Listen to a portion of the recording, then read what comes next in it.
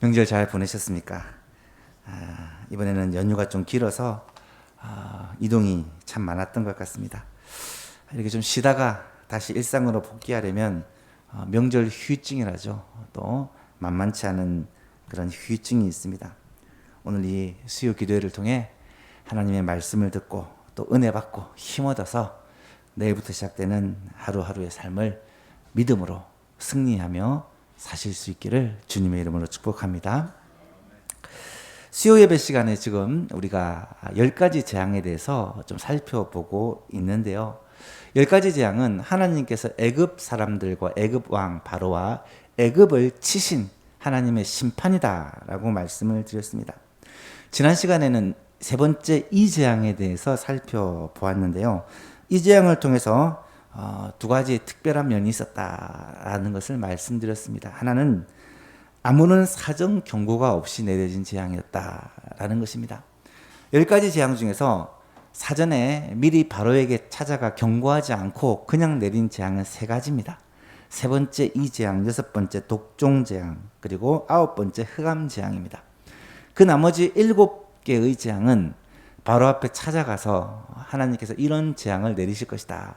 그러니까 내 백성을 빨리 보내라. 경고를 합니다. 여러분 참 놀라운 것은 7번이나 찾아가서 경고를 하고 만약에 이 말을 듣지 않으면 이런 재앙이 임할 것이다 라고 말하고 어김없이 그 다음날 그 재앙이 임하게 되는데 그것을 눈으로 똑똑히 지켜본 바로 왕과 그의 신하들과 애굽의 백성들이 하나님을 두려워하지 않고 이스라엘 백성들을 보내지 않았다라는 것은 사실 참 이해하기가 힘듭니다. 여러분 우리도 기적이 일어나고 또 예언이 성취되면 두려워할 것 같은데 이런 일들이 계속 반복되어 일어나는데도 불구하고 그들은 마음을 완악하게 하고 마음을 굳게 하여 하나님의 말씀을 순종하지 않더라는 거예요. 여러분 이런 일은 옛날에만 있었던 것이 아니라 지금도 똑같이 일어나고 있다는 것입니다. 하나님이 살아계시고 하나님이 역사하신다는 것을 수많은 증거들로 보여주시고 하나님의 말씀으로 예언하시고 그 예언이 성취됨에도 불구하고 사람들은 하나님을 믿기를 싫어하고 하나님을 두려워하지 않을 때 어떤 일이 벌어지느냐? 하나님의 심판이 임한다는 거예요. 이것을 가리켜 로마서에서는 내버려 두심의 심판이다라고 말씀을 드렸습니다. 여러분 하나님이 그 마음을 강팍하게 한다고 해서 마음을 절대로 변치 않게 막 굳게 만든 게 아니라 하나님은 그냥 내버려 두신 거예요. 원래 죄로 말미암아 강팍하여진 마음을 하나님이 감동하고 부드럽게 해서 녹이시지 않고 그냥 내버려 두니까 그들이 하나님을 경외하지 않고 두려워하지 않고 하나님의 말씀을 순종하지 않더라는 거예요. 여러분 똑같습니다. 지금도 하나님께서 내버려 두시면요 스스로 하나님을 찾아서 믿을 사람은 아무도 없습니다. 특별계시와 자연계시를 얘기하지만 사실 자연 만물을 바라보고 하나님을 발견하고 하나님을 스스로 믿는 사람은 이 세상에 아무도 없다라는 거예요. 하나님은 하나님의 솜씨와 하나님의 능력을 세상의 모든 만물 속에 분명히 새겨 놓았음에도 불구하고 복음을 전하지 않고 그리스도를 증거하지 않으면 스스로 깨닫고 믿는 사람이 없다라는 거예요. 하나님께서 내버려 두시지 않으면 아무도 구원을 받을 수 없습니다. 하나님께서 은혜를 주시지 않으면 성경을 읽고 공부를 해도 그 말씀을 깨닫고 믿지 못한다는 것이고요. 하나님께서 그 마음을 열어주시지 않으면 아무도 예수님을 구주로 영접할 수가 없다라는 거예요. 사실 예수 믿는 것은 기적입니다. 예수 믿는 것은 하나님이 하셔야지만 역사하셔야지만 믿을 수 있는 것이고요. 더 놀라운 사실은 지금 이 자리에 앉아있는 저와 여러분은 다 그 예수님을 믿고 이 시간에 예배를 드리고 있다는 거예요. 이것이 얼마나 놀라운 은혜요 기적인지. 여러분 하나님께서 우리의 마음을 찾아와 주시고 우리의 마음을 열어주시고 예수님을 영접케 하여 주시고 하나님의 말씀을 믿게 하시고 그 말씀을 순종하게 한다는 것. 이 모든 것이 하나님께서 우리 가운데 베푸신 은혜라는 사실을 꼭 깨닫게 될 수 있기를 바랍니다. 이 바로와 멸망해가는 애굽 백성들을 바라보며 우리가 그렇게 되지 않는 것이 얼마나 놀라운 은혜인가라는 것을 먼저 깨달아야 돼요. 또 한 가지는 이 재앙부터는 애굽의 요술사들이 흉내를 내지 못했다라는 것입니다. 우리가 앞에서 피, 개구리 두 가지 재앙은 애굽의 요술사도 그대로 따라했다라고 말씀을 했는데요. 세 번째 재앙부터 그 뒤로는 애굽의 요술사들이 따라하지 못했을 뿐만 아니라 그들이 왕에게 말하기를 이는 하나님의 권능입니다. 이거는 사람이 절대로 할 수 있는 것이 아닙니다. 하나님께서 하시는 일입니다. 라고 애굽 왕에게 이야기, 직언하기도 했다라는 거예요. 여러분, 우리 하나님은 어떤 분이시냐? 10가지 재앙을 통해 분명하게 깨닫게 되는 것은 우리 하나님은 지금도 살아계시고 역사하시며 만물 가운데서 하나님의 뜻을 이루시고 그 가운데 자기 백성에게 은혜를 베푸시고 구원하시는 분이 우리 하나님이시다라는 거예요. 10가지 재앙은 하나님이 어떤 분이신지를 이방 땅, 그것도 그 당시 세계 최강의 애굽 나라 가운데서 수백만 신이 있는 그 우상의 기지 가운데서 하나님이 살아계시고 하나님께서 어디서도 영광을 빼앗기지 않는 분이시라는 것을 증명해 보여주고 계시다라는 거예요. 이 하나님을 구주로 주로 믿고 주로 모시고 살아가는 우리가 사실은 가장 행복한 자예요. 하나님이 우리와 함께 하시는, 하나님이 우리의 목자가 되시는, 하나님께서 우리의 아버지가 되시는, 하나님께서 우리의 기도를 들으시고 응답해 주시는, 이것이 우리에게 가장 큰 복이요, 우리가 이 하나님의 인도하심과 보호하심 가운데 살아간다는 것이 가장 놀라운 은혜라는 사실이죠. 이것을 우리가 지난 시간에 살펴보았고요. 오늘은 네 번째 재앙인 파리 재앙에 대해서 함께 생각해 보려고 합니다. 20절과 21절을 보니까 여호와께서 모세에게 이르시되 아침에 일찍 일어나 바로 앞에 서라. 그가 물 있는 곳으로 나오리니 그에게 이르기를 여호와께서 이와 같이 말씀하시기를 내 백성을 보내라. 그러면 그들이 나를 섬길 것이니라. 내가 만일 내 백성을 보내지 아니하면 내가 너와 내 신하와 내 백성과 내 집들에 파리떼를 보내리니 애굽 사람이 집집에 파리떼가 가득할 것이며 그들이 사는 땅에도 그러하리라. 네 번째 재앙은 파리떼를 보내겠다는 재앙입니다. 엄청난 파리떼를 애굽의 모든 집집마다 애굽 사람들에게 왕궁에 보내겠다는 것입니다. 파리 재앙에 대해서 어떤 사람들은 그래도 다른 재앙들보다는 조금 낫지 않느냐. 파리야 뭐 좀 귀찮긴 해도 우리를 어떻게 심각하게 해를 주는 건 아니지 않느냐라고 생각하실 수가 있는데 여기서 파리는 우리가 흔히 아는 그 지파리, 그런 파리가 아니라는 것입니다. 24절에 보십시오. 여호와께서 그와 같이 하시니 무수한 파리가 바로 궁과 그의 신하의 집과 애굽 온 땅에 이르니 파리로 말미암아 그 땅이 황폐하였더라. 황폐하였다는 말이 문자적으로 보니까 사람이 생명이 살 수 없을 정도로 비참한 상태에 이르게 되었다, 피폐하게 되었다라는 그런 강한 의미를 가진 문자라는 거예요. 파리떼가 휩쓸고 지나갔더니 엄청난 재앙이 임했다라는 거예요. 어떻게 파리 때문에 온 애굽 땅이 이렇게 망하게 되었을까? 이것이 어떻게 가능했을까? 이 파리는 쇠파리 종이라고 합니다. 쇠파리, 당시 애굽에서 서식했던 파리는 소나 말이나 염소나 양의 가죽을 뚫고 들어가서 피를 빨아먹는 무서운 쇠파리 종이었다고 하는데, 요즘도 야외에 나갔다가 쇠파리에 물려가지고 고생하는 사람들이 종종 있습니다. 이 쇠파리는 모기가 무는 것하고는 비교할 수 없을 정도로 가렵고 따갑고 아픈 그런 동물입니다. 특히 이 쇠파리 종류는 사람의 눈을 중심으로 공격을 많이 하기 때문에 눈두덩이나 눈가가 물리는 경우가 자주 있는데요. 눈꽃과 눈물의 그런 것들을 좋아하는 성질을 가진 파리라고 합니다. 이 당시 사람들이 얼마나 이 쇠파리 때문에 고생을 했을지는 눈으로 아주 쉽게 상상해 볼 수가 있을 것입니다. 지금도 고대 이집트나 이 지역의 벽화나 영화를 보시면 사람들의 눈이 화장을 한 것인지 약간 시커멓게 칠해지는 것을 자주 보셨을 것입니다.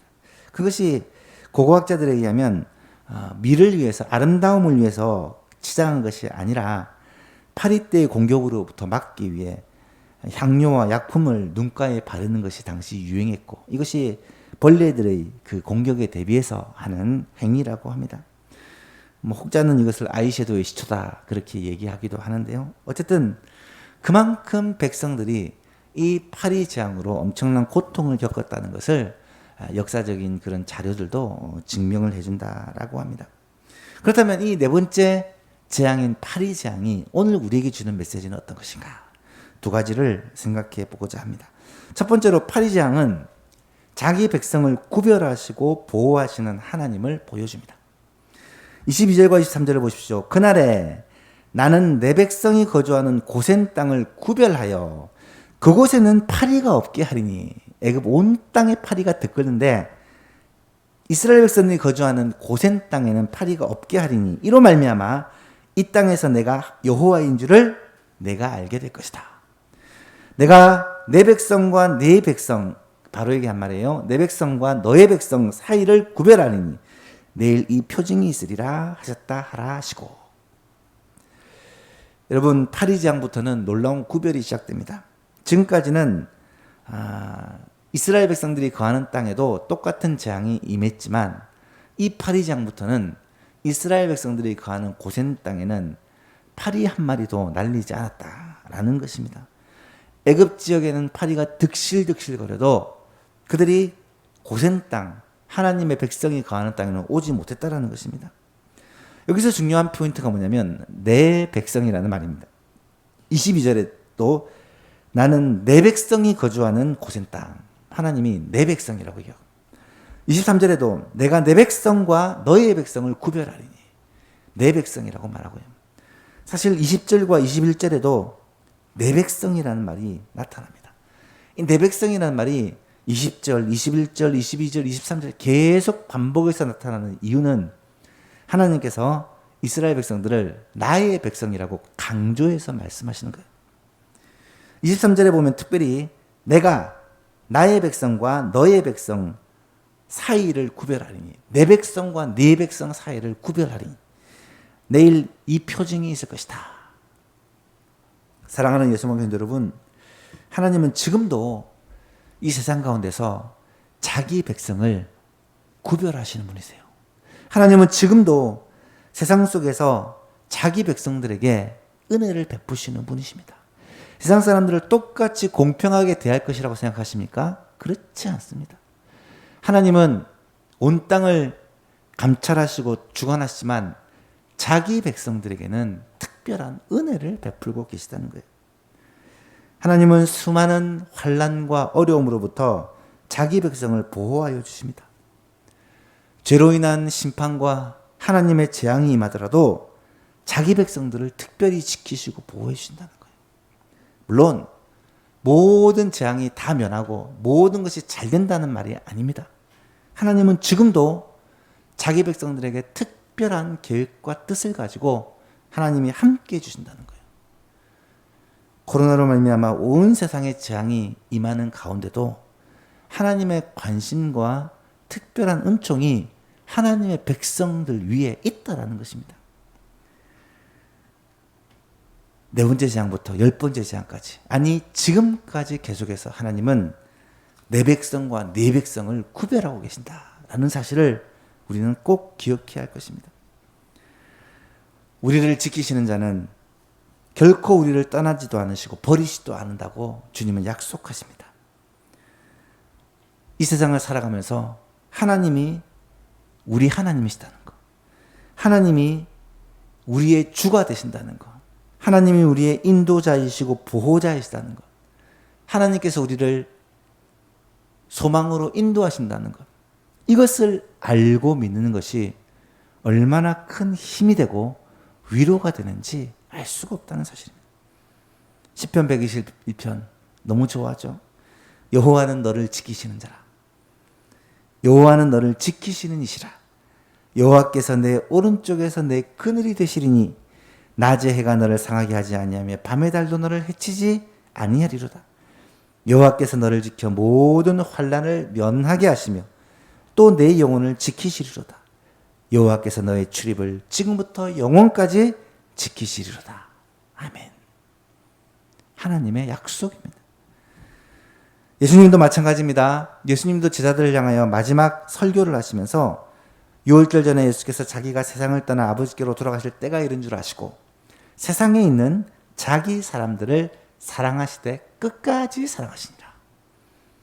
요한복음 16장에서는 이것을 너희에게 이르는 것은 너희로 내 안에서 평안을 누리게 하려 함이라. 세상에서는 너희가 환난을 당하나 담대하라. 내가 세상을 이기었노라. 주님이 말씀하십니다. 여러분, 어려움, 고난, 때로는 재앙이 우리 가운데 계속해서 찾아옵니다. 특별히 코로나라는 이 재난은 2년째 계속되고 있습니다. 참 힘듭니다. 이번 추석만 해도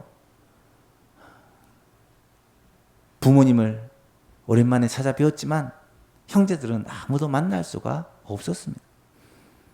사람들을 보지 못하고 만나지 못하고 모일 수가 없고 항상 걱정해야만 하고 하나님께 함께 모여 예배드리는 것도 참 많은 제약을 받고 성도들과 함께 교제하기도 식사하기도 어떤 행사를 하기도 너무 어려운 이런 재앙이 계속되고 있는 가운데 있습니다. 하지만 저는 확신합니다. 이 가운데 하나님의 은혜의 손길이 있다는 거. 지나가고 나서 이 재앙이 끝나고 나서 하나님께서 우리를 여기까지 도우셨구나. 분명히 깨닫게 될 것이라는 그런 확신입니다. 사랑하는 여러분, 주님의 약속은 지금도 변함이 없으십니다. 재앙 가운데 자기 백성을 구별하셨던 하나님은 지금도 우리 성도들과 우리 교회를 지키고 계신다는 사실을 꼭 기억할 수 있기를 바랍니다. 두 번째로 파리재앙은 성도를 향해 세상과 적당히 타협하도록 미혹하는 사탄의 역사를 보여주는 재앙입니다. 쇠파리 때의 공격으로 말미암아 너무 다급해진 바로는 급하게 모세와 아론을 불렀습니다. 그리고 모세와 아론에게 협상을 합니다. 내가 잘못했다. 빨리 백성들을 데리고 하나님께 예배드리라. 허락을 한 게 아니라 제안을 하면서 협상을 합니다. 이렇게 하면 어떻겠느냐. 저렇게 하면 어떻겠느냐. 오늘 본문에는 두 가지 정도의 협상안이 나타나는데요. 첫 번째 타협안은 이 땅에서 제사를 드리는 건 어떻겠느냐. 가지 말고 이 고센 땅, 이 애굽 땅에서 제사를 드리는 게 어떻겠느냐 라는 것입니다. 25절에 바로가 모세와 아론을 불러 이르되 너희는 가서 이 땅에서 너희 하나님께 제사를 드리라. 사실 이스라엘 백성들이 애굽 땅을 떠나 광야로 가서 제사를 드리는 것은요 결코 쉬운 일이 아닙니다. 생각해 보세요. 그들은 이미 400년 이상이나 이 땅에 안착하고 거주하고 있습니다. 고센 땅은 처음 요셉의 가족들이 왔을 때부터 지금까지 거주하고 있는 땅이에요. 비록 그들이 애굽 왕이 바뀌면서 노예로 전락하게 되었지만 그럼에도 불구하고 이미 생활에 익숙해져 있고요. 다 집을 짓고요. 농사를 하고요. 모든 산업의 기반이 그 땅에 다 머물러 있는 상태입니다. 뿐만 아니라 백성들을 다 데리고 예배드리기 위해 광야로 나가면요. 너무 힘든 이유가 그 수가 너무 많다는 거예요. 남자 성인만 60만 명, 여자와 어린아이까지 하면 200만 명이 넘는 헤아릴 수 없는 그 많은 사람들이 함께 움직인다는 것은 정말 보통 일이 아니라는 것을 충분히 짐작해 볼 수 있습니다. 왕은 그러지 말고 그냥 너희 사는 곳에서 예배를 드리면 어떻겠느냐. 이런 제안을 하고 있다는 거예요. 여러분, 이것은 무엇을 상징하는 것이겠습니까? 이 세상, 이 땅은, 애굽 땅은 종되었던 땅, 이것은 죄의 종된 우리의 삶을 상징하는 그러한 장소입니다. 이스라엘 백성들이 애굽을 벗어나 애굽을 떠나는 것이 결코 쉽지 않은 것처럼 우리가 죄에 매여서 살던 우리가 육신을 쫓는 삶, 이 죄의 삶을 떠나는 것이 결코 쉽지 않다는 거예요. 익숙했던 세상에서의 삶, 이 세상에서 돈을 쫓고 명예를 쫓고 권력을 쫓고 쾌락을 쫓고 내 욕심을 채우며 살았던 그 죄악된 삶, 육신을 따라 사는 삶에서 벗어나서 하나님이 기뻐하시는, 하나님이 원하시는 삶을 사는 것이 여러분 절대로 쉽지 않다는 거예요. 익숙한 삶에서 벗어나 하나님의 말씀을 따라 사는 삶이 굉장히 어렵다는 것입니다. 그래서 사탄은 지금도 우리에게 미혹합니다. 세상을 떠나지 말고 세상과 적당하게 잘 타협하면서 살아라. 멀리 가지 말고 이 땅에서 제사를 드리라는 거예요.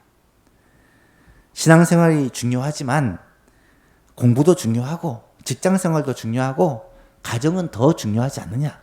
그러니까 신앙생활을 해도 이 세상 안에서, 이 세상의 현실 안에서, 이 상황 속에서 신앙생활을 해라. 돈 없으면 신앙생활도 제대로 못한다. 가족들과의 관계가 뒤틀리면 신앙생활 제대로 못한다. 그럴듯한 말로 우리의 신앙과 우리의 마음을 미혹하여 신앙과 세상 사이에서 이러지도 저러지도 못하도록 우리를 형식적인 그리스도인으로 만들어 버린다는 거예요. 여러분, 주님은 이 문제에 대하여 뭐라고 우리에게 말씀하십니까? 마태복음 6장에 보니까 한 사람이 두 주인을 섬기지 못할 것이니 혹 이를 미워하고 저를 사랑하거나 혹 이를 중히 여기고 저를 경히 여김이라. 너희가 하나님과 재물을 겸하여 섬기지 못할지니라. 요한일서 2장에는 요한이 이 예수님의 계명을 더 강하게 말씀하면서 이 세상이나 세상에 있는 것들을 사랑하지 말라. 누구든지 세상을 사랑하면 아버지의 사랑이 그 안에 있지 아니하니 이는 세상에 있는 모든 것이 육신의 정욕과 안목의 정욕과 이생의 자랑이니 다 아버지로부터 온 것이 아니요 세상으로부터 온 것이라. 이 세상도 그 정욕도 다 지나가되 오직 하나님의 뜻을 행하는 자는 영원히 거하느니라. 그 말씀합니다. 여러분, 세상과 적당히 타협하며 살아가는 것이 하나님의 기뻐하시는 삶이 아니라는 것입니다. 모세는 그 바로의 제안에 대해서 단호하게 거절합니다. 26절에 보니까 모세가 이르되 그리하면 부당하니이다. 우리 하나님 여호와께 제사를 드리는 것은 애굽 사람이 싫어하는 바인즉 우리가 만일 애굽 사람의 목전에서 제사를 드리면 그들이 그것을 미워하여 우리를 돌로 칠까 치지 아니하리까. 우리가 사흘길쯤 광야로 들어가서 우리 하나님 여호와께 제사를 드리되 우리에게 명령하시는 대로 하려 하나이다.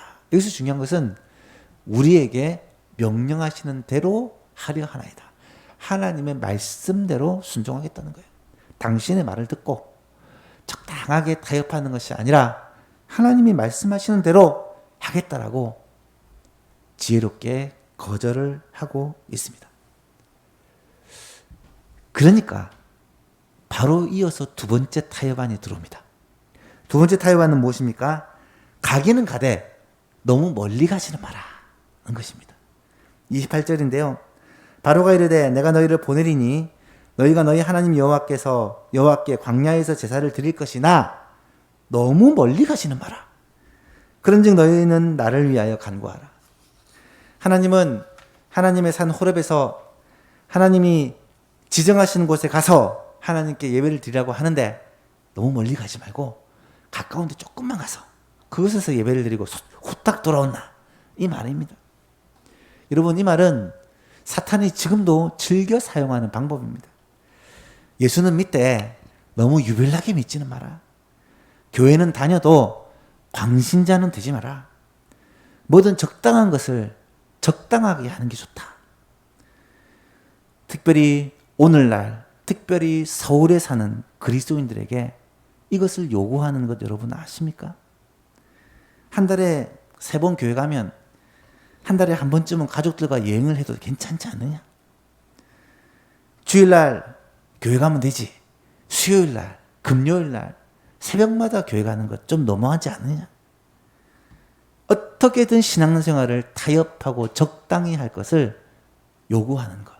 이것이 이 시대의 흐름이고 특별히 현대 우리나라 서울에서 신앙생활을 하는 그런 미혹이라는 거예요. 여러분, 주님은 뭐라고 말씀하십니까? 주님이 말씀하시는 바는 전혀 그렇지 않습니다.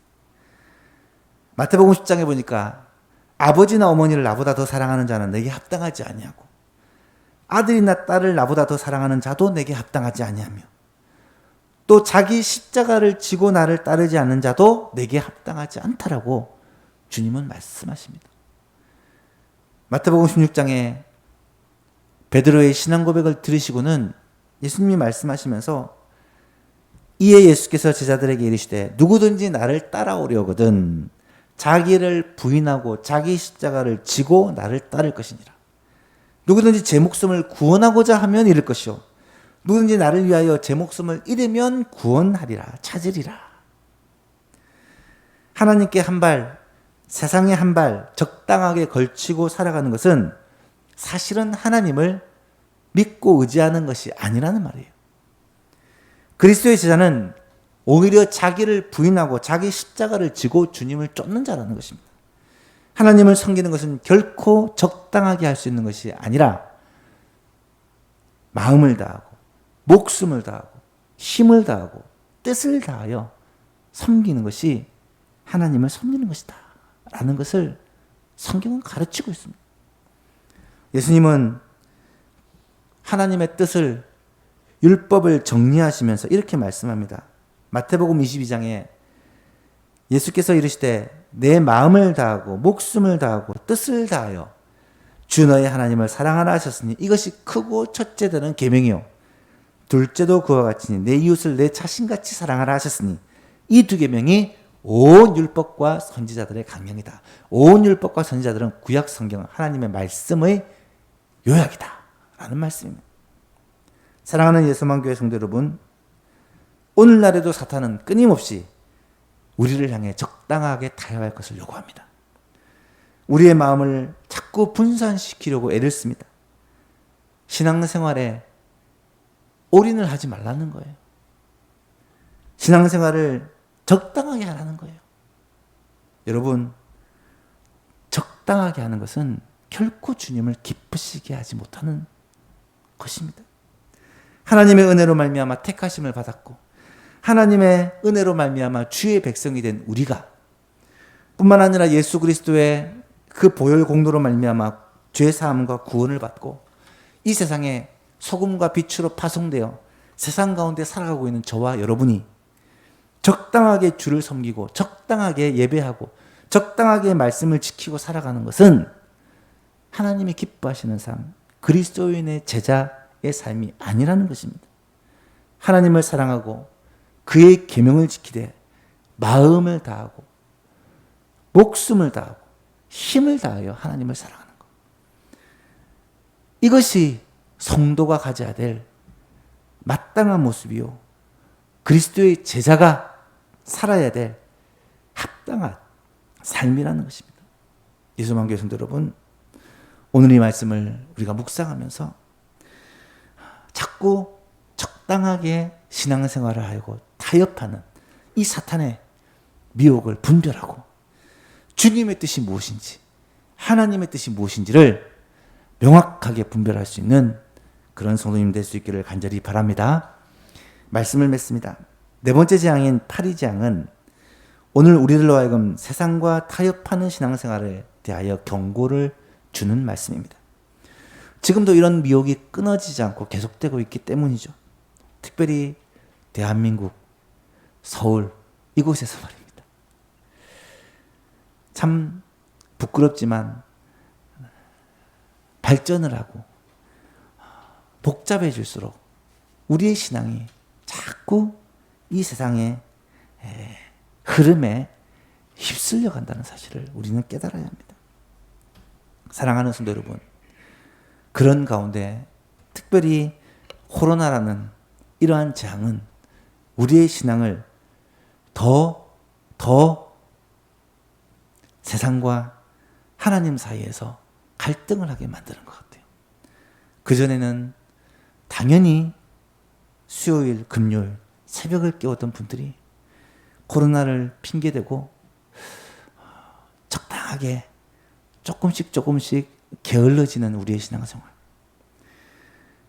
하나님의 말씀을 날마다 묵상하고 기도하던 성도들이 코로나를 핑계대고 우리의 기도 생활, 우리의 말씀 생활이 조금 더 게을러지는 그런 모습. 하나님의 말씀하시면 언제라도 순종하던 주의 백성들이 이제는 상황과 환경을 따지면서 순종할까 말까 고민하는 우리의 모습. 여러분, 이것이 이 시대의 우리들의 모습이라는 것입니다. 주님은 적당한 타협하는 신앙생활을 우리에게 말씀하고 있지 않습니다. 마음을 다하고 목숨을 다하고 뜻을 다하여 힘을 다하여 주 너의 하나님을 사랑하라. 이것이 크고 첫째 되는 계명이다. 그렇습니다. 주님을 섬기되 모든 힘을 다해 우리의 목숨까지 다해 섬기시는 예수만 가족들이 될 수 있기를 간절히 바랍니다. 그러면 하나님께서 자기 백성들을 책임지신다니까요. 하나님께서는 자기 백성들을 거룩하게 구별하시고 자기 백성들을 보호하신다니까요. 하나님께서 이 코로나의 재앙 가운데 우리 예수만교회를 지키시고 보호하시며 우리 예수만교회 모든 성도들에게 특별한 은혜를 베풀어 주실 것을 저는 확신하고 믿습니다. 그것을 위해서 오늘 이 밤에도 함께 기도하고 우리는 하나님을 제대로 섬기고 하나님의 그 특별하신 은혜와 보호하심을 맛보고 누리는 이런 예수만교회가 될 수 있도록, 특별히 이 코로나 시국 어려운 시기에 이런 은혜를 맛보고 누릴 수 있도록 함께 기도하는 이 밤이 될 수 있기를 주님의 이름으로 축복합니다.